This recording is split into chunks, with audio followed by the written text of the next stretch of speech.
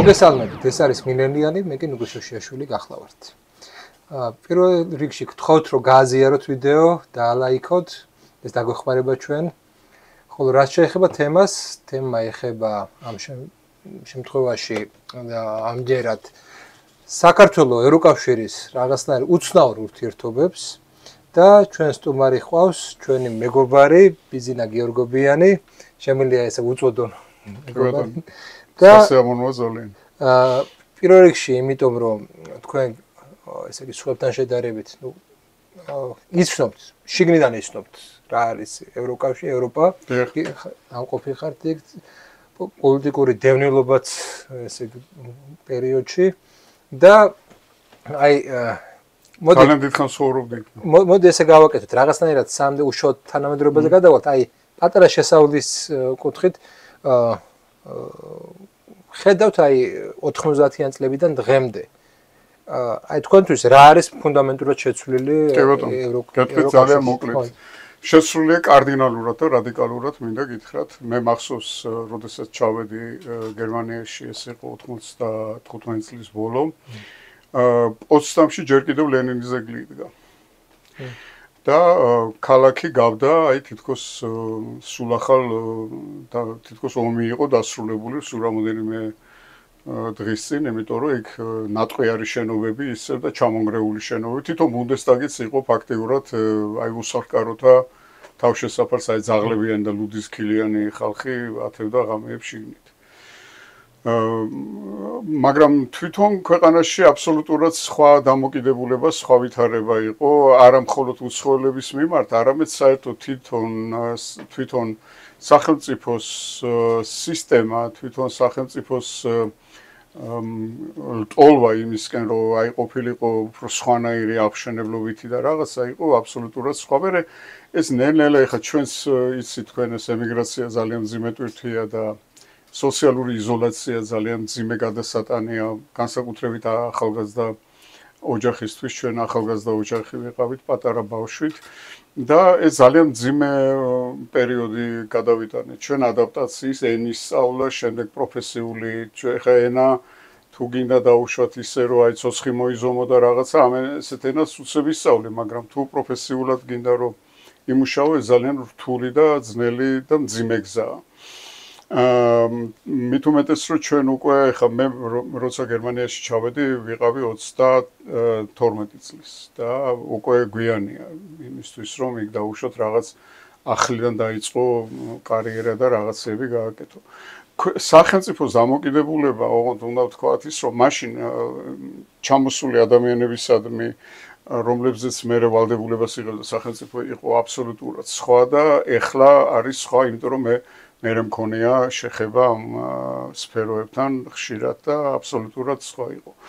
ეხლა მე მაქვს კავშირი, მე იცით თქვენ რომ დიდი ხანია დავბრუნდი უკვე 11 წელია რაც დავბრუნდი გერმანიიდან, მე თითქმის 20 წელი ვიცხოვრე გერმანიაში ერთმანეთზე გადავმულად და 11 წლის წინ დავბრუნდი საქართველოში და რო ჩამოდიან ან მე ჩავდივარ ხოლმე იქ ჩემ მეგობრებთან და ხვდები მათ არის აბსოლუტურად და კარდინალურად განსხვავებული მდგომარეობა სახელმწიფოს ძალიან უჭირს ერთი შეკითხვა ადაპტაცია ის მითია თუ მართლა ეგრე არის აი ხა ვიდეოები ვცელდება აი სიტყვის თავისუფლებაზე რომ თავისუფლად არ შეუულიათ რაღაცების თქმა და ეგ მიდიან რაღაც Facebook არა მითი როგორ არის ხარ ფაქტებია ეგ ხო მაგითო გეკითხებთ ეს ყოვლის მომცველია თუ რაღაც ერთეული შემთხვევები. არა, იცით რა არის, ახლა ეგ შეიძლება იყოს ერთეული შემთხვევები. ახლა ეგ არ იქნება ტოტალური ის როგორც დაუშვათ ნაციონალ-სოციალისტების დროს იყო, როცა აი გესტაპოის გეჰაიმე შტატსპოლიცაი რო დადიოდა სახლებში და რაღაცებს ჩხრეკდა. ეგრე არ არის, მაგრამ ერთეული შემთხვევები თუ იჩივლებენ დაუშვათ და ვინმე არის ესე იგი იდენტიფიცირებული, ვინც დაარღვია რაღაცის კანონი, მას რა თქმა უნდა პასუხს მოთხოვენ და სახშიც მიაკითხავენ. ეგ მაგრამ ეს იქნება ერთეული შემთხვევები, ეს არ იქნება რაღაც ტოტალური მასიური ჩხრეკები სახლებში დაუშვათ რომ ვინ რა დაწერა და როგორ დაწერა რომ იქ ლეპტოპები ჩამოართვან და ესე არ იქნება, მაგრამ იმ თვალსაზრისით რომ იქ კანონი დაცული იქნება და კანონის დაცვას ექნება მაღალი სტანდარტი და მაღალი მოთხოვნილება კანონის დაცვას, ეს სასახელო ერთმნიშვნელოვანია. ის რასაც აქ ზღაპრებს ყვებია, რომ იქ მიხვალდა როგორ ეხლა რა მოხდა პოლიციელს ხელი გაარტყავ იმანო და იქ პოლიციელს როგორც კი გაარტყავ ხელს, იქ დამთავრდება შენი თავისუფლება მინიმუმ 1-5 წლით. იქვე. და არ უშველის მაგას მე არც ევროკავშირის ძახილი და არც რაღაცა მოგონილი და რაღაც ჰუმანური ზღაპრების მოყოლა. თქვენ როგორ ხედავდით მაშინას და დღესაც? რა იყო გერმანიის ინტერესი საქართველოსთან მიმართებაში? იმიტომ რომ მე მახსოვს მემც მიმიღია ის რაღაცა ჩვენ ოჯახსაც მიიღია ის ჰუმანიტარული დახმარება გერმანიიდანაც იყო 90-იან წლებს გულისხმობ. და მაშინ წარმოდგენა მქონდა რომ ესენი არიან კეთილი ადამიანები, რომლებიც აი ეს არიან კიდევაც გვეხმარებიან. არიან კიდევაც. ძალიან სვანაერი ხალხია და ძალიან კარგი ხალხია. უბრალოდ მე ძალიან გული მტკივა რომ ის გერმანიის დღევანდელი ხელისუფლება და იქვე ხა პარტიებს მნიშვნელობა არ აქვს. იქ უკვე ეს ერთი ხელისუფლება სოციალ-დემოკრატები იქნებიან, იქ მწვანეები იქნებიან თუ აი ეს მერცის პარტია, ხო ეს სახელები ქვია სხვადასხვა, თორე ისინი კოალიციებს უცებ კრავენ და უცებ ერთიანდებიან ისეთი საშიშროების წინაშე, როგორიც არის არასისტემატიური პატრიოტული პარტიები გერმანიაში, რომ ისინი განდევნონ იმიდან, რა ქვია, პოლიტიკური ველიდან რა. ეხლა რაც შეეხება იმას, რომ რატო ეხმარებოდნენ საქართველოს და გერმანიას აქვთ ისტორიულად რაღაც გარკვეული ბმა ერთმანეთთან, თქვენ იცით რომ პირველი მსოფლიო ომის პერიოდში და მანამდესაც საქართველოს ინტელექტუალები გერმანოფილები იყვნენ და გერმანიის შემწეობით აპირებდნენ საქართველოსთვის ავტონომიის მოპოვებას რუსეთის იმპერიის საზღვრებში, შემდეგ იქ იყვნენ დიდი ქართველი მოღვაწეები, როგორიც იყო მიხაკო წერეთელი და სხვა სწავლულები იქ, რომლებიც მერე გერმანიასთან საქართველოს ძალიან ახლო ურთიერთობას უზრუნველყოფდნენ, სამხედრო ურთიერთობაც კარგი ჰქონდათ ქართველებს და გერმანელებს პირველი მსოფლიო ომის მიწურულს და საქართველოს სახელმწიფოს დამოუკიდებლობის გამოცხადებაში და შემდეგ მის დაცვაში ძალიან დიდი როლი შეასრულა გერმანულმა სამხედრო კორპუსმა, ესე იგი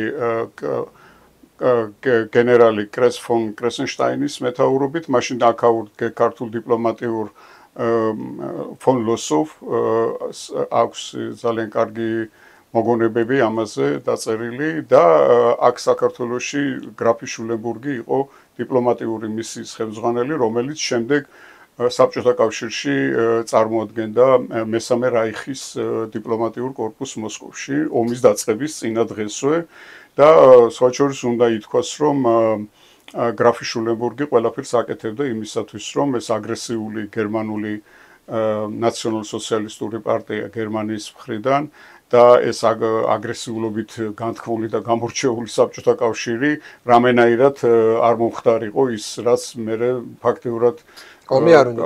დიახ, რაც მერე ფაქტიურად მაგას ეხა ეს ელჩი კი არა, ის ვეღარ შეაჩერებდა ისეთი კონსტელაცია იყო დალაგებული სახელმწიფოების, რომ გარდაუვალი იყო ეგო. აი თანამედროვეობაში რომ აი ხა რა უნდათ, აი რას ვერ ხვდებით, იცით? თუ გერმანიის რაღაცა ინტერესების ავიღებთ, ხო, უფრო მნიშვნელოვანი იყო სტაბილურობა, ის პროექტები შუადერეფანი განხორციელდეს. ეს ხო უფრო მნიშვნელოვანია. ძალიან, ეს უცნაურია. რატომ არის ეს წინააღმდეგობა? იმიტომ რომ ისინი გერმანიის ხელისუფლება, როგორც უკვე გითხარით, დღევანდელი გერმანიის ხელისუფლება არის მხოლოდ და მხოლოდ ვასალი და შემადგენელი ნაწილი იმ ჩრდილოვანი ეკონომიკის და იმ ჩრდილოვანი მართლობისა, რომელიც სუფევს ევროკავშირის შიგნით ბრიუსელის ბიუროკრატიის მეშვეობით და რომელსაც რა თქმა უნდა თავის დღის წესრიგს უდგენენ ოკეანის გაღმიდან კონკრეტულად ვაშინგტონში და სხვა ფინანსურ ცენტრებში არსებული ადამიანები. წარმოიდგინეთ თქვენ, ბოდისვიხდი რომ გაგაწყვეტინეთ. წარმოიდგინეთ თქვენ რომ დღევანდელი ბუნდესკანცლერი გერმანიის ბუნდესკანცლერი არის BlackRock-ის ჩინოვნიკი, ჩვეულებრივი, რომელიც ხელმძღვანელობდა BlackRock-ის ოფისს გერმანიაში. სხვა შორის საფრანგეთის პრეზიდენტიც არის როჩილდების ბანკის ერთ-ერთი ტოპ მენეჯერი ყოფილი. ანუ ეს ნიშნავს იმას, რომ ეს ეკონომიკური ეს ეკონომიკური კავშირები და ეს ტრანსნაციონალური ეკონომიკური და ფინანსური ფონდები თავიანთ მენეჯერებს პოლიტიკაში უშვებენ სხვადასხვა კაბინეტებში, ისე როგორც დაუშვათ ეს ბუნდესკანცლერი იქნება გერმანიის თუ საფრანგეთის პრეზიდენტი, თუ ბრიუსელის ბიუროკრატია. ბრიუსელის ბიუროკრატიას წარსულსაც თუ გადახედავთ, იქ ხანდისხან კარგი იქნება რომელიმე იმას შევხედოთ, საიდან მოდიან ისინი, რა წარსული აქვთ და რა მორალით მოდიან. აი ვთქვათ, ავიღოთ კაია კალასი. ხო, ეხლა კაია კალასის მამა იყო კომპარტიის ერთ-ერთი ფუნქციონერი იმაში, რა ქვია, ესტონეთში. ანუ მან ოჯახში იცის ის, რომ მეტროპოლიას უნდა ემსახუროს, როგორც მამამისი ემსახურებოდა და განახორციელოს თავის ქვეყანაში რაღაც გარკვეული საქმიანობა.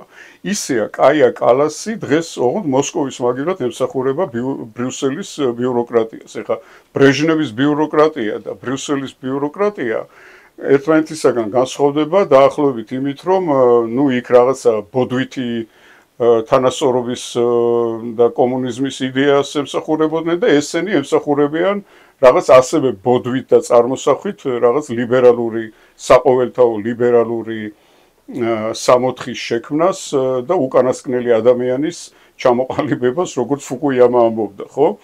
და მათი მიზანია იმის, რა ქვია, ბრიუსელის ბიუროკრატიის მიზანს შეადგენს ის, რომ იყოს ის მოთხოვნები დაკმაყოფილებული, რა მოთხოვნებიც აი ამ წუთში წარმოგვიდგინეს ჩვენ შესასრულებლად LGBT თავისუფლება, ეს მთავარი და ამას ეძახიან ისინი ღირებულებას. იქ თუ იყო კომუნიზმი, აქ არის რაღაც ღირებულება და ეს ღირებულებები არის ყველა მიცის და თვითონაც იციან პირველ რიგში, რომ ეს ღირებულებები არის ტყუილი. აბსოლუტურად. ხო, მაგრამ მე აი მოდით გარკვეულწილად კლასიფიკაცია მოვახდინოთ. ნუ უწოდოთ ახლა თქვენ ვისაც უწოდოთ deep state-ი უწოდოთ იმათ. იცით რა არის? აი ახლა ჩვენ ეს deep state-ი ცოტა ისეთი თემაა, რომელსაც ცალკე ისჭირდება, იმიტომ რომ deep state-ის ის ნეგატიური კონოტაცია, რომელიც ამას შეიძინა თვითონ ამერიკის შეერთებულ შტატებში, ჩვენთან და იმ ქვეყნებში, სადაც ამ deep states განიხილავენ როგორც კრიმინალური, ფარული, ეკონომიკური და პოლიტიკური გავლენების ჯგუფს. თორე არსებობს deep state-ის ისეთი ფორმები, რომელიც ისტორიულად მუდმივად არსებობდა, რა? რომ არსებობს რაღაც დაუშვათ ისეთი ქურუმთა deep state-ი არსებობდა დაუშვათ სარწმუნოებრივი რაღაც ისეთი საჯარო პოლიტიკის მიღმა რაც არის არჩევითობიდან გასული კრიმინალური ფინანსური ისა რა ქვია ძალები აი ეს შეგვიძლია გავაკეთოთ დეფინიცია მაგ თემის ჩვენ. მოდით ესეთი კლასიფიკაცია მოვახდინოთ. ვის რა უნდა აი ესეთი კლასიფიკაცია? რა უნდა მაგალითად აი ძალებს, ან როგორ გეოპოლიტიკური სურათი უნდა. ეს ხო უნდა ვიცოდეთ, ხო? როგორი გეოპოლიტიკური სურათი უნდა მაგალითად ტრამპს, როგორი გეოპოლიტიკური სურათი უნდა და რა წინააღმდეგობებია მათ შორის, როგორი გეოპოლიტიკური სურათი გვინდა ჩვენ, მოდი ესაც ვთქვა. როგორი გეოპოლიტიკური სურათი უნდა ჩინეთს და ევროპას. აი, რო გასაგები გახდეს, რომ იმიტომ რომ ხშირად აი ეს კი არის ლაპარაკი, მაგრამ აი ეს სიმკვეთრე ამ ყველაფრის იკარგება. დავიწყოთ, მოდით აი ბრიუსელით რა უნდა საქართველოს და კავკასიაზე გავაკეთოთ აქცენტი. საერთო ჯამში იცით რა არის ახლა ჯერჯერობით ისეთ მკვეთრ სურათს ჩვენ ვერ დავხატავთ, იმიტომ რომ ძალიან სპეკულატიურია ყველაფერი, ძალიან ძნელი წარმოსადგენია. დღეს რა მიმართულებით განვითარდება მოვლენები და როგორ ჩამოყალიბდება ეს ახალი მსოფლიო წესრიგი, ასე რომ დავარქვათ რა. მინიმუმ ის ვიცით, რომ ქართული ოცნება არ უნდათ. ხო, რატო არ უნდათ? ქართული ოცნება ესაა საინტერესო. იცით, ეხლა იმიტომ კი არა რომ დაუშვათ ქართული ოცნების ლიდერშიპის ჩოხის თარგი არ მოწონთ იმათ, ან მიხვრა-მოხრა არ მოწონს ჩვენი პოლიტიკოსების. არა. ბრიუსელის მიზანი არის საქართველოში ისეთი ხელისუფლების შექმნა, იმიტომ დაყვეს ესენი 4 პარტიად. ეს ერთი პარტია, იმიტომ დაყვეს ფაქტიურად 4 პარტია და ეს ხო ერთი პარტიაა რა, რომ აქ უნდათ შექმნან რაღაცა ხელისუფლება, რომელიც იქნება კოალიციური და რომელიც იქნება მართული საელჩოებიდან. ანუ ამ 4 პარტიიდან სათითაო პარტიას დაიბარებენ დაუშვათ იქ ამერიკის საელჩოში, იქ ინგლისის საელჩოში, საფრანგეთის საელჩოში.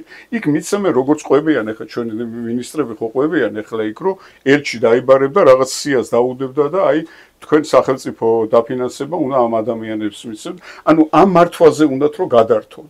საქართველოს კლონი პარტიები გააჩინეს იმ ერთი მოსტრი დამნაშავე პარტიისგან, ნაციონალური მოძრაობისგან, გააჩინეს კლონი პარტიები და უნდათ რომ გააკეთონ მობილიზება ამ ხმების და გადათამაშება ისე რომ დაუშვათ არა ჩვენ არ ვართ ნაციონალურ მოძრაობას, რა შუაში ვართ ჩვენ იზახიან და ასე შემდეგ, მაგრამ ეს ჩვენ ხო ვიცით რომ წევრები იგივე ხალხია, ვინც აბსოლუტურად იგივე ხალხია, ნუ გააკეთეს რეკრუტირება ისეთი ადამიანების, როგორიც არის გახარია, მამუკა ხაზარაძე და ასე შემდეგ, მაგრამ შინაარსი და არსი ამ პარტიებისა არის აბსოლუტურად იდენტური, რაც იყო ნაციონალური მოძრაობა. რატო უნდათ ეს მარიონეტული რაღაც მმართველობა? მარიონეტული მმართველობა იმიტომ უნდათ, რომ აღმოსავლეთ ევროპაში მიმდინარე ომის შემდეგ ძალიან დიდი ხანი მთავარი საბაჭრო და საკომუნიკაციო ხაზები რუსეთსა და უკრაინაზე ვეღარ გავა ევროპისაკენ. ეს ჩვენ ვლაპარაკობთ ახლა როგორც ითქვა ბრიუსელის ინტერესებზე ამიერკავკასიაში, ხო? და ბრიუსელის ყველაზე დიდი საბაჭრო პარტნიორი არის ჩინეთი. ჩინეთიდან და ცენტრალური აზიიდან ეკონომიკურად ძალიან მზარდი ცენტრალური აზიიდან სხვათა შორის კომუნიკაციები დიდი რაოდენობა გაივლის სამხრეთ კავკასიაზე. სამხრეთ კავკასიაში შემოვა კასპიის ზღვის გავლით შემოვა აზერბაიჯანში და აზერბაიჯანის შემდეგ საქართველოს გავლით მიემართება შემდეგ უკვე ღია სამყაროში. ეს იქნება თურქეთის პორტები თუ ეს იქნება ბორანი, შავი ზღვის გავლით თუ ეს იქნება ანაკლიის პორტია რა.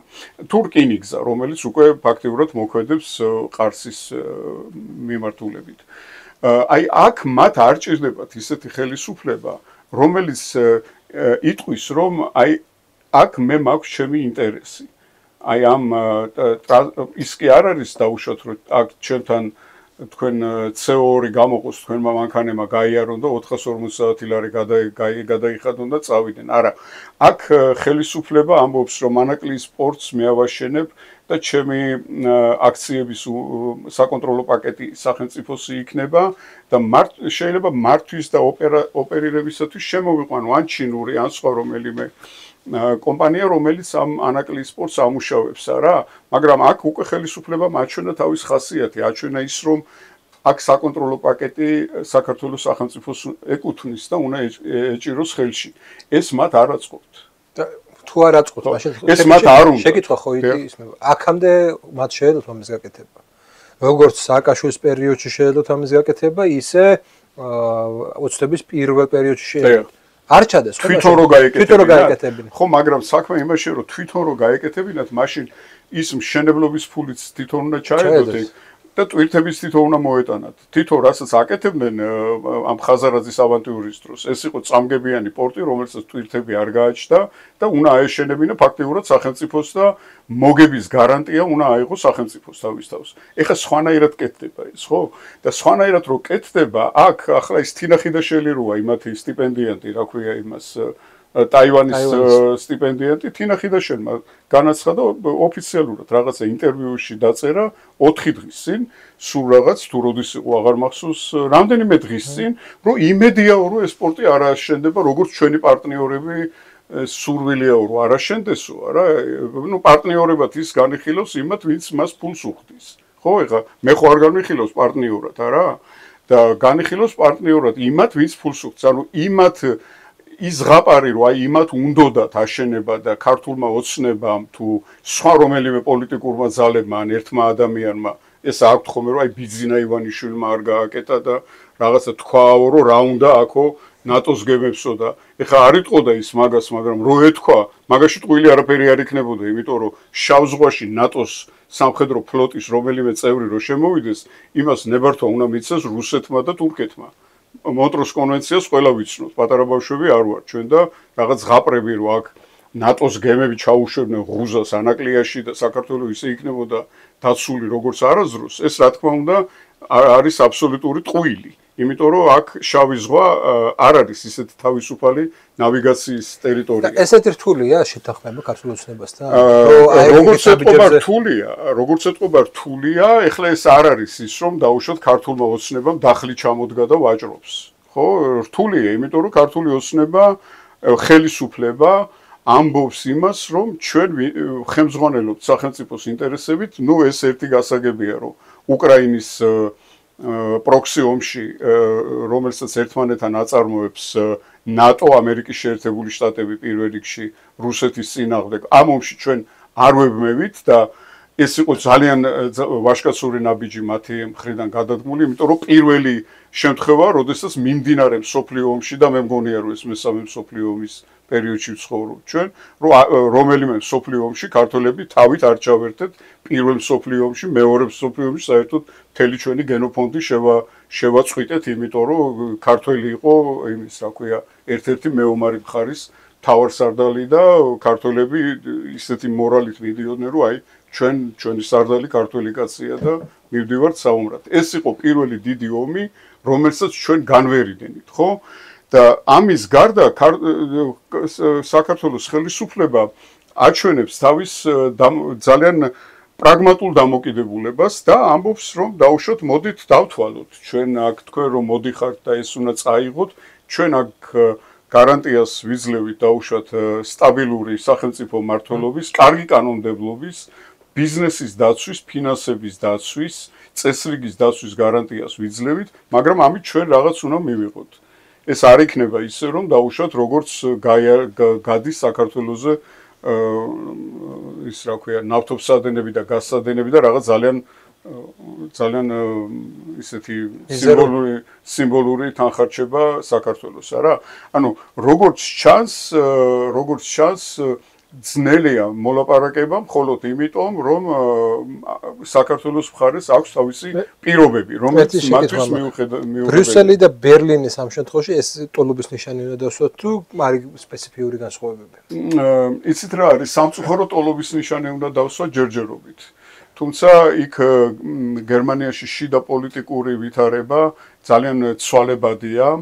ამას კარგად აჩვენებს ბოლო არჩევნებიც, როდესაც მეორე ადგილზე გასული პარტია საერთოდ მმართველობიდან გაიყვანეს და ის თავისი სისტემური პარტიები, როგორიც არის CDU-CSU, რომელიც პაპის ბულითაა შექმნილი ენციკლიკით შეიქმნა 45 წელს თუ 46 წელს, ეს CDU და CSU ეს ერთი ძალა, უბრალოდ ეს CSU არის ბავარიის მიწაზე, რომელიც კათოლიციზმის ფორპოსტია ევროპაში ფაქტიურად და სოციალ-დემოკრატიული პარტია და ეს რომელიც მწვანეთა პარტია აღარ ქვია მას, უკვე რაც გაერთიანდა გერმანიის დემოკრატიული რესპუბლიკა და ეს ბუნდეს გერმანია, ამ გაერთიანების შემდეგ მათ ქვია ბუნდნის 90. 90 წელს ისინი გაერთიანდნენ, გედერშიც არსებობდა მწვანეთა პარტია, რო იცოდეთ, და იყო ფერგეშიც და ეს გაერთიანდნენ.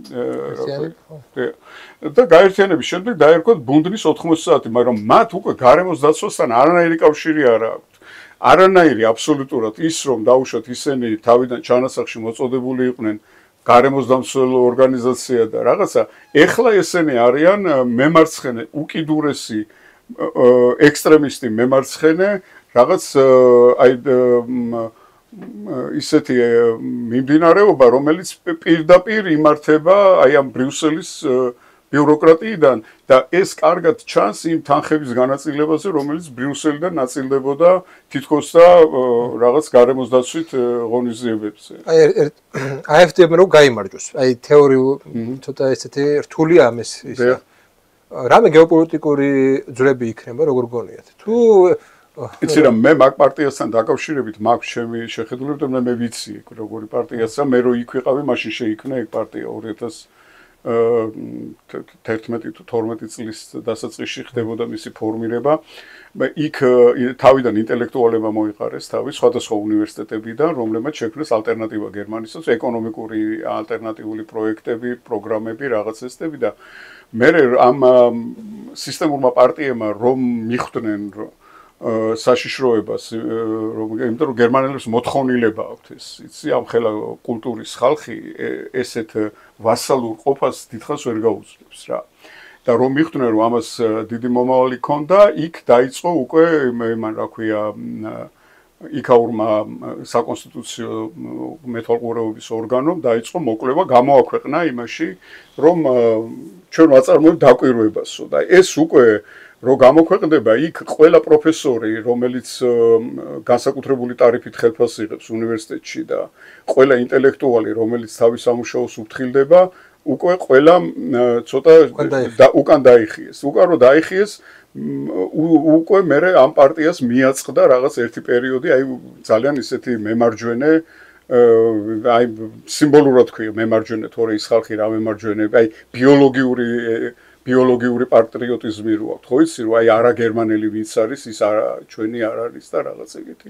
ესეთი ხალხი ბევრი მიაწყდა, თუმცა მე მოხდა ძალიან ნიჭიერი ქალბატონი ეს, ვინც თანათავმჯდომარე და მან მოახდინა აბსოლუტური ესე იგი აი რებრენდინგი ამ პარტიის და აი ნახეთ სადამდე მოვიდა რომ მეორე პარტია და ხშირი გამოკითხვებია სხვადასხვა მიწებზე, სადაც პირველ ადგილასაც კი გადის.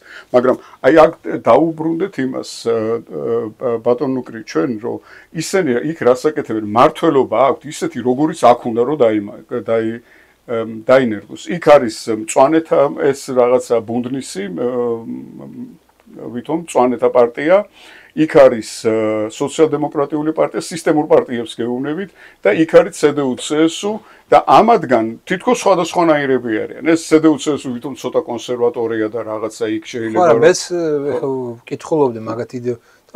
ძირითადად განსხვავებას მაინც და მე არ არსებობს, ხო.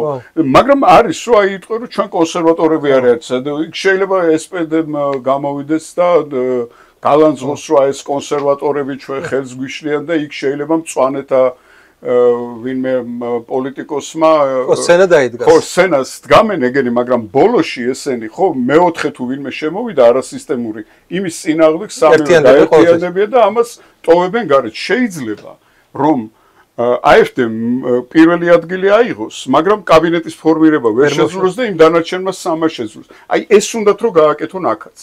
აი ეს და ეს პარტიები ყავთ, ხო ჩანს აშკარა. ხო, ეს ცოტა გამოსილი თვალი ვისაც აქვს, ამაში უსე ვიხდება რა. აი აბსოლუტურად ეგეთი რაღაც სურათია იქ. ოღონდ რა შეეცით საქმე, ესენი იმდენად არიან ერთმანეთში გათქვეფილი და გადღებილი, რომ ეხლა მწვანეებმა ხო წააგეს ყველა მიწაზე არჩევნები, ბოლო არჩევნები და ის ანალინა ბერბოკი რო ყავდათ. თეთრი შარვლით რომ მიადგა იმას სირიაში და ხელი რო გაუწოდო და იმარო ხელები უკან წაიღო რომ შენო ხელს როგორ ჩამოგართმევ მე ეს სირიის ახალი მართველი ვინცა იმას ახო ჩავიდნენ პირველად არა და ეს ანალინა ბერბოკი არის წარმოიდგინეთ ხო ჯოლანს და ეს ქალბატონი არის წარმოიდგინეთ მან გააუქმა ბისმარკის კაბინეტი საგარეო საქმეთა სამინისტროში წარმოიდგინეთ თქვენ რომ ოტო ფონ ბისმარკის ტიტულის მატარებელი არის ეს ქალი, საგარეო საქმეთა მინისტრი, რომელიც გააუქმა ბისმარკის კაბინეტი საერთოდ. მოშალა ეს მწვანეთა პარტიიდან. მათ წააგეს ეს არჩევნები, ხო? და ვერ შევიდნენ იმაში, რა ქვია, ამ კოალიციურ კაბინეტში, მაგრამ რაკიღა იქ აი ეს ერთ-ერთი კანონის მიღება უნდათ, სადაც არ ყოფნიდათ მარტო თავიანთი ხმები CDU-CSU-ს და SPD-ს და ჭირდებოდათ მწვანეების ხმები და მწვანეებმა გამოივაჭრეს ის რომ ანალენა ბერბოკი ახლა არის გაეროს გენერალური ასამბლეის პრეზიდენტი წარმოიდგინეთ თქვენ გერმანიის კვოტით არ არის არჩევითი კვოტაა და გააგზავნეს იქ აი ეს არაარჩევითობა აქაც ჩანს რამხელა პრობლემაა ის ადგილები სადაც არ არის საჭირო ვიღაცისგან ლეგიტიმაციის მიღება და ლეგიტიმაციას იძლევა ან ბრიუსელის ასე ვთქვათ, deep state-ი დავარქვათ, ან ვაშინგტონის deep state-ი, ხო, აი ეს არის ყველაზე ცუდი, რაც ხდება ეხლა ევროპის თავს გერმანიის თავს, სხვადასხვა ქვეყნების თავს და რომელიც ებრძვის საქართველოში იმ ხელისუფლებას, რომელსაც აქვს საკუთარი ინტერესები სახელმწიფოს დასაცავად. აი, ამიტომ ისინი ძალიან კარგად პოულობენ ერთმანეთთან, როგორც გითხარით უკვე ეს პარტიები შემდეგში რაღაც მიცეს ფაქტიურად მწვანეთა პარტიას, კაი, შენ ვერ მიიღე ხმები, მაგრამ ჩვენი ხარ და არ გაგწირავთ. და აი თქვენ სახეებს, ეხლა ყოფილი ეკონომიკის მინისტრიც რაღაც სამეთვალყურეო საბჭოში დანიშნეს, რაღაც 1.15-20,000 ევრო რო აქვს ხელფასი ისე. და ეს ქალბატონი წაიყვანეს დანიშნეს იქ სამარცხვინო საგარეო საქმეთა მინისტრი პირდაპირ შემიძლია თქვა. ეხლა რაც შეეხება მათ წარმომადგენლობებს აქ, ხო? ეს ელჩები და ეს ჰარჩინსკი იქნება თუ გერმანიის ელჩი თუ სხვა ვინმე. გერმანიის ელჩს ელენე ხოშტარიასთან რა უნდა რომ მივიდა იმ აქციაზე. აი ძალიან ჩემთვისაც ძალიან საინტერესოა, იმიტომ რომ ეხლა იქ ძალიან ბევრი აქციები ტარდება ხოლმე და ეს ელჩი ალბათ უფრო ხშირად გადიოდა, გამოდიოდა. თვითონ ელენე ხოშტარიას ფიგურაც არის ძალიან საინტერესო ფიგურა, იმიტომ რომ მამამისმა ჩვენ გვიღალატა გადავიდა პუჩისტების მხარეს 92 წელს ომის პერიოდში. და იქ დადიოდა ეგ იმაში მოსკოვში ინსტრუქციების მისაღებად, როცა გადადგა სიგუა და ეგ გაყვათან და იმის შემდეგ რაც მოხდა საქართველოს სამხედრო გადატრიალება და სისხლში ჩაახშეს საქართველოს პირველი ეს დამოუკიდებლობა გამოცხადებული ხელისუფლება. ხო, ამის შემდეგ ხოშტარიამ მიიღო ფაქტიურად აი ამ ელენე ხოშტარიამ მიიღო სპეციალური ვიზები ჭირდებოდა იმისთვის რომ მგიმოში მიეღოთ ვინმე სტუდენტად. ანუ მგიმოში ისე არიღებდნენ სტუდენტად, ეხლა თქვენ ისტორიკოსი ხართ და პროფესიით და მე სოფლის მეურნეობის სპეციალისტი ვარ, ხო? ჩვენ მგიმოში არ მიგვიღებდნენ, როგორც გინდა ყოფილიყავით თქვენ დაუშვათ ისტორიის ჰეროდოტეს შთამომავალი რო ყოფილიყავით თქვენ პირდაპირ და მე ყოფილიყავი აი აგრარული პოლიტიკის სახელმძღვანელო დაწერილი ვიცკე იმის პირდაპირ მემკვიდრე, ჩვენ მგიმოში არ მიგვიღებდნენ, იმას ჭირდებოდა გარკვეული ტალონი, გარკვეული ესე იგი ნებართვა. დიახ, და ეს ნებართვა მოიპოვა მამამისმა გოგი ხოშტარიამ თბილისში აი მღალატით, რომელიც მათ ჩაიდინეს 92 წელს. ეხლა თვითონ ამ ელჩს რა უნდოდა ხოშტარიასთან? ხოშტარიასთან რა ენდომებოდა? ეხლა ხოშტარია შიმშილობდა თვითონ რაღაც სასაცილო რაღაც ოპოზიციის წინააღმდეგ შიმშილობდა, რომ მათ არჩევნებში არ მიიღონ მონაწილეობა. აი ამიტომ მივიდა, რომ ანუ ისინი მხარს უჭერენ ექსტრემისტულ ბოიკოტის რეჟიმში, აი ხელისუფლების უაღრესად რამენაირად დაზიანებისკენ მოწოდებულ აქციებს და აქტორებს და ამიტომ მივიდა ხოშტარიას, რომ ხოშტარია რო ჩაეტარებინა შიმშილობა, რომ მე მოვითხოვ დაუშვათ ირაკლი კობახიძის გადადგომას და თავს მოვიკლავ აქ შიმშილობით, რომ ირაკლი კობახიძე გადადგეს პრემიერ-მინისტრობიდანო, იქ საერთოდ არ გაეკარებოდა ახლოს. ის რაკიღა ითხოვდა იმას, რომ არ მივიღოთ მონაწილეობა ამ არჩევნებში, ამათ აქვთ ინსტრუქცია მიღებული, ისე როგორც ყველა საელჩო იღებს თავის სამოქმედო ინსტრუქციებს სახელმწიფოებიდან, ისე აქვთ ინსტრუქცია მიღებული, რომ ხარი უნდა დაუჭირონ იმ პოლიტიკურ პარტიებს, რომლებიც აზიანებენ ოცნების იმიჯს, რომ მე ბრიუსელიდან თქვა, რომ იქ არის ერთპარტიული მმართველობა. აი ამაშია შინაარსი რა. ეგ უნდოდა, მეტი არაფერი რა უნდა დომოდა ეხა. გამოვიარე და ის რა ქვია, გედევან ფოფხაძის და იმის ლაკა ხოშტარიის ანახავად გადავიდეთ უფრო სერიოზულ საკითხზე. აი რითი განსხვავდება მაგალითად ტრამპის მიდგომა აი ამ არის თუ არა ამ შემთხვევაში, ჩვენ შემთხვევაში რამე წინააღმდეგობა. მე არ ამბობ გლობალურად. აი ჩვენ რეგიონზე იყოს კონცენტრაცია. არის ეს წინააღმდეგობა, ხედავთ ამ წინააღმდეგობას? იცით რა არის, ტრამპის ადმინისტრაცია აბსოლუტურად განსხვავებულია წინა ადმინისტრაციისაგან სამხრეთ კავკასიის რეგიონთან მიმართებაში. იქ არის ის, რომ ჩვენებს ახლა შეიძლება მოთხოვნა გქონდეთ, რომ კაცო ეს ტრამპი რატო არ დაუშვათ საქართველოს რატო არ აცევს ყურადღებას და საქართველოს ხანდისხან ზოგიერთ სოფლიო რუკაზე ნომრითაა გამოსახული პატარა. ხო, ამიტომ ჩვენ არ უნდა გქონდეს მოლოდინი იმის, რომ ჩვენ ვართ პრიორიტეტში ახალი სოფლიო წესრიგის ჩამოყალიბებისას იმ პრიორიტეტში ვართ ჩვენ მოხვედრილი, რომ დაუშვათ იქ ტრამპი უნდა ვიყავით ჩვენ წინა ადმინისტრაციის დროს ნეგატიურ პრიორიტეტში, იქ სადაც აზერბაიჯანელი ერთი ჟურნალისტი ყავდა დაქირავებული სპეციალურად რომელიც სვამდა საქართველოზე კითხვას და იქ მათი ისინი რა ქვია სპიკერები წინა ადმინისტრაციის ყოველ პრესკონფერენციაზე ლაპარაკობდნენ საქართველოზე და ყოველ ეს მოიშალა. ეს რომ მოიშალა, ჩვენ არ უნდა ველოდოთ იმას, რომ დაუშვათ ის ჩვენ დადებითზე ფარველობით კალთას გადაგვაფარებს ჩვენ და იმის ომფორის ქვეშ გავაგზავნებთ ჩვენ ძლიერი საქართველოს შენებას და ასე. მაგრამ უნდა ანაკლია სპორტი. მე ეგეც წარმოვიდგენია. და რატო არ უნდა რაში არ უნდა ჩინეთის ინტერესებს ხედავს. არა, იცით რა შეასაქმე ხა ჩინეთი ეს უფრო გლობალური სავაჭრო გზების თემა, ისეთი თემა, ნუ კრიბატონო, რომ აქ ვიღაცას უნდა არ უნდა, მე შეგავიწროვებ, შენ აქ პორტს გაგახსნევინებ ან არ გაგახსნევინებ პორტს, აქ ესე არ ხდება. იქ თუ მოხდება გადანაწილება იმის, რომ სახმელეთო გზები ევრაზიის კონტინენტზე გაიხსნას, მე რა თქმა უნდა, ეს სპორტიც იქნება ფუნქციონალური.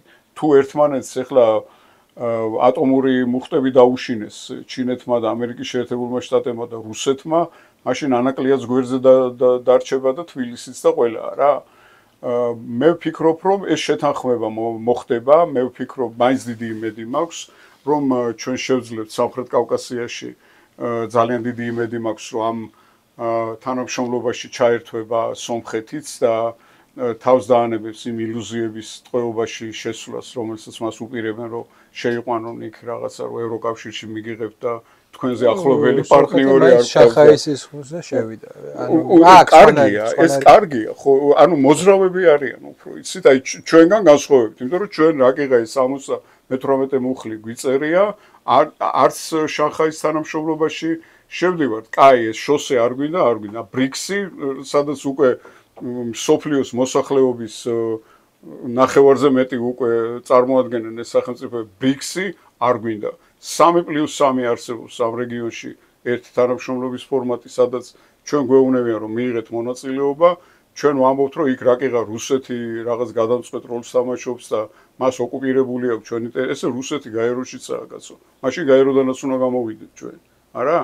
ჩვენ ცოტა მრავალვექტორიან საგარეო პოლიტიკაზე და ეკონომიკურ და სავაჭრო პოლიტიკაზე უნდა გადავიდეთ და უნდა დავანებოთ თავი ამ მიჩერებას იქითკენ, რომ რაკიღა ეს ეგრეთ წოდებული ჩრდილო-ატლანტიკური ერთგულება და მხოლოდ ევროკავშირთან უნდა ვივაჭრო. ევროკავშირი შეიქმნა როგორც ყველაზე მრავალრიცხოვანი ახლო რეგიონებში სავაჭრო გაერთიანება, სამშვიდობო ეკონომიკური გაერთიანება, რომელიც დღეს გადაიქცა უკვე გეოპოლიტიკურ ერთეულად სუსტ აუტსაიდერა გეოპოლიტიკურ გაერთიანებად, რომელიც საკუთარი ინტერესების გამო ჩვენ წინააღმდეგ იყენებს რაღაც სანქციებს და მუქარას და ასე შემდეგ.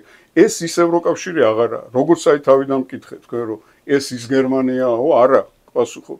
ეს ის ევროკავშირი არაა, რომელიც შეიქმნა 2000-იანი წლების დასაწყისში ევროპაში და მიიღო საერთო ვალუტა. აი ესეთ არგუმენტს გეტყოდნენ. აი რუსეთი ვერ გზნობთ საფრთხეს რუსეთისგან, აღარ გზნობთ საფრთხეს რუსეთ. ხომ არა ეგ რიტორიკა არის, ხო? კი, არის. არა გვაქვს ბირთვული იარაღი, არა ყავს ჯარი, არა გაქვს 50 მილიონიანი მოსახლეობა, რომ რაღაცა წინააღმდეგობა გაუწე. ერთადერთი შენი ესეთი ბაქამდე ბრიკეტი იყო, ნუ ის რომ დასავლეთით აბალანსებდი მეტნაკლებად. ნუ ეს არგუმენტი ხომუშა არგუმენტია იმ ადამიანებისთან, ვინც ახლა გამოდის აქციაზე, ხო? კი. ხო და გეუბნებიან რომ მარტო რჩები. აი რა პოზიცია? მე ცოტა სხვა პოზიცია მაქვს მათთან შედარებით, მაგრამ თქვენი პოზიცია მაინტერესებს. მარტო რჩებით, ჩვენ მარტო ვიყავით რუსეთთან ყოველთვის. მას შემდეგ რაც რუსეთმა დაარღვია ყველა შეთანხმება საქართველოსთან და გააუქმა აღმოსავლეთ საქართველოში და დასავლეთ საქართველოში ცალკეული საერისთავოები და სამეფოები, მას შემდეგ სულ მარტო ვართ მათთან. დასავლეთის მფარველობა ჩვენ სადმე არ გაგვიცდია, არც მატერიალური, არც სამხედრო და არანაირია რა. ისევ ჩვენით გამოვედით ამ მდგომარეობიდან 2008 წლის იმ ტრაგედიის ჩათვლით. ვინაიდან ის 4 მილიარდი რომელიც შემოვიდა, მაშინ დახმარებდა დიდი ნაწილი იმ 4 მილიარდიდან უკან გავიდა ისევ საქართველოსთან. და რუსეთის წინააღმდეგ რო ჩვენ მარტო ჩვენ ვართ მარტო რუსეთის წინაშე. ჩვენი მეზობლები არიან რუსეთი, თურქეთი, აზერბაიჯანი, სომხეთი ირანი შედარებით მოშორ ჩვენ აქ ცხოვრობთ, ჩვენ ევროპაში არ ცხოვრობთ. ჩვენი მეზობლები არ არიან ჰოლანდია და ნორვეგია და ჩვენ არ ვართ ისინი, რა ქვია, პირდაპირ შთამომავალი იმეების რა ვარიაგების. ჩვენ კავკასიელი ხალხი ვართ, აქ ცხოვრობთ და ჩვენი ასე სომხეთიც მარტოა რუსეთთან და ირანთან და თურქეთთანაა მარტო სომხეთი. მაგრამ ისინი ცდილობენ რომ რაღაც გააკეთონ რა. ისინი ცდილობენ რომ დაუშვათ რეალობას არ მოწყდნენ და სხვადასხვა მიმართულებით სავაჭრო და პოლიტიკური ურთიერთობები ცდილობენ რომ დააბალანსონ ის პრობლემები, რა პრობლემებიც მათ აქვს. ჩვენი პრობლემა სხვა არის, ჩვენი პირდაპირ ოკუპირებული აქვს რუსეთს, ჩვენი მიწები. ჩვენ რუსეთთან ნებისმიერი სამხედრო კონფლიქტი, ნებისმიერი დაძაბვა ურთიერთობის ეს არის ჩვენთვის როგორც ეკონომიკური კრახის, ისე პოლიტიკური კრახის წინაპირობა. ის კი არ უნდა იყოს დაუშვათ ჩვენ რომ ყველაფერზე და რუსეთმა ვადიდოთ და რაღაცა, მაგრამ რაიმე ქმედების ჩადენა რუსეთის წინააღმდეგ გამორიცხული ამბავია, არ უნდა გავაკეთოთ ეს ჩვენ. მარტო ვართ, ვიყავით და დავრჩებით მარტო. ჩვენი მეზობლების გვერდით ვიქნებით მარტო, ჩვენ უნდა გქონდეს ის ქცევის წესები და ის საგარეო პოლიტიკა და საშინაო პოლიტიკა, რომელიც აკმაყოფილებს ამ რეგიონის და ამ სამხრეთ კავკასიაში სამხედრო და პოლიტიკური ბალანსის პირობებს. ესაა მთავარი, რომ ჩვენ უნდა გქონდეს აი ამ ბალანსის შეკავების უნარი. ეროვნული ერთიანობით ჩვენ შევძლოთ პოლიტიკური ერთიანობით რამენაირად ამ ბალანსის შენარჩუნება, თორე ჩვენ თუ ვიცხოვრეთ იმით, რომ ჩვენი სახელმწიფო იყოს მითიური დასავლური დახმარების იმედად იყოს მათი ინტერესების გამტარებელი ამ რეგიონში რუსეთის წინააღმდეგ, ჩვენ რა თქმა უნდა ისევ მარტო აღმოჩნდებით რუსეთის წინაშე, ოღონდ უკვე აღმოჩნდებით როგორც სახელმწიფო პროვოკატორის როლში, როგორშიც ვიყავით ჩვენ მთელი 25 წლის განმავლობაში, რაც საქართველოში გაიმარჯვა იმ სამხედრო გადატრიალების შემდეგ იმ მარიონეტულმა ხელისუფლებამ, რომელიც ჯერ რუსეთიდან იმართებოდა პირდაპირ და მერე იმართებოდა უკვე პირდაპირ იმ რაღაც deep state-დან, რომელიც ბრიუსელსაც მართავს და მე მგონი თვითონ იმ ტრამპის ადმინისტრაციასაც ბოლოსკენ მიდივართ და მოდით აი მოკლედ თქვა ჩინეთზე და შევაჯამოთ.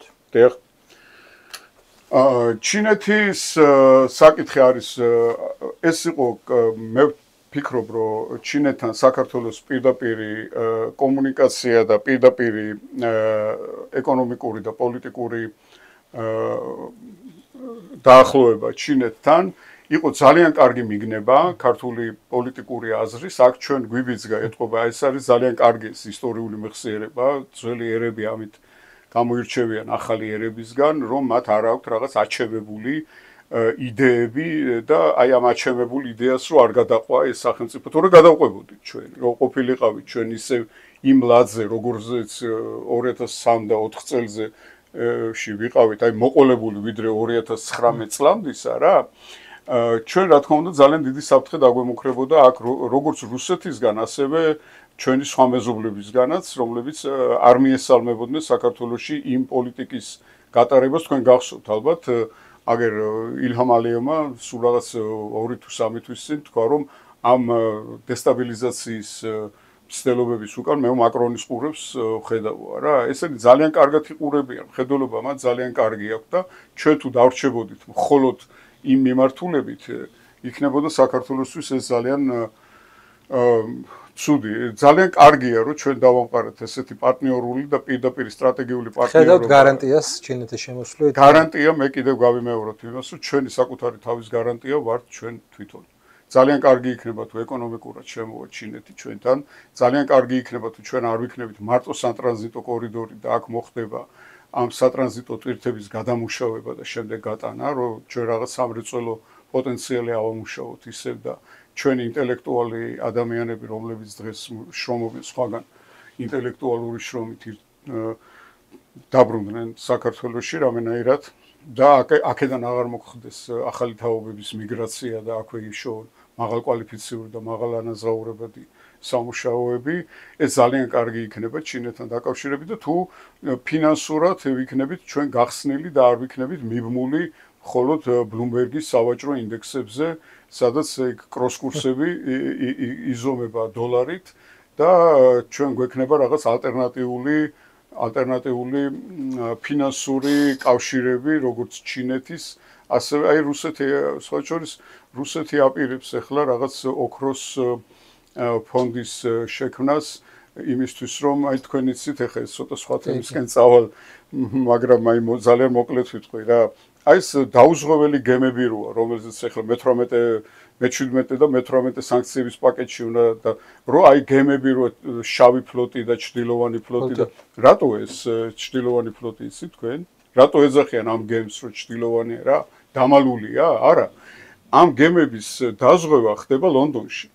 და ის გემები, რომლებიც არ არიან დაზღვეული ლონდონში და ვაჭრობენ დაუშვათ ნავთობით, ხო, ის არის უკვე ჩრდილოვანი ფლოტი მათთვის. ხო და აი ამ გემების დაზღვევას თუ გააკეთებენ დაუშვათ ჩინეთის და რუსეთის ერთობლივი ოქროს იმას აკეთებენ ეგენია რა, ფონდს, ხო? ის უკვე ცოტა სხვა სიტუაცია წარმოიქმნება, ასე რომ ძალიან დიდი ძრები მიმდინარეობს სოფლიოში, ჩვენ აუღელვებლად ჩვენ იქ რამე იმას ვერ შევიტანთ. რომ აი ახლა ესე დაალაგდით, რომ ჩვენი ადგილი კარგად ვიპოვოთ, მაგრამ ჩვენ უნდა ვიყოთ ყურადღებით და არ უნდა გამოძებნოთ ჩვენი თავი. დიახ, არ უნდა ჩვენი მახრჩობელა ვიღაცა არ უნდა ვიპოვოთ ჩვენი მოუთმენლობით და ემოციური დამოკიდებულებით. დიდი მადლობა ბატონო ბიძინა. იმედია თქვენთვის საინტერესო იყო. კлау გთხოვთ რომ გააზიაროთ ჩვენი ვიდეო, დაწეროთ კომენტარები და დაალაიქოთ. მადლობა ყურადღებისთვის, მოვალ შეხვედრამდე.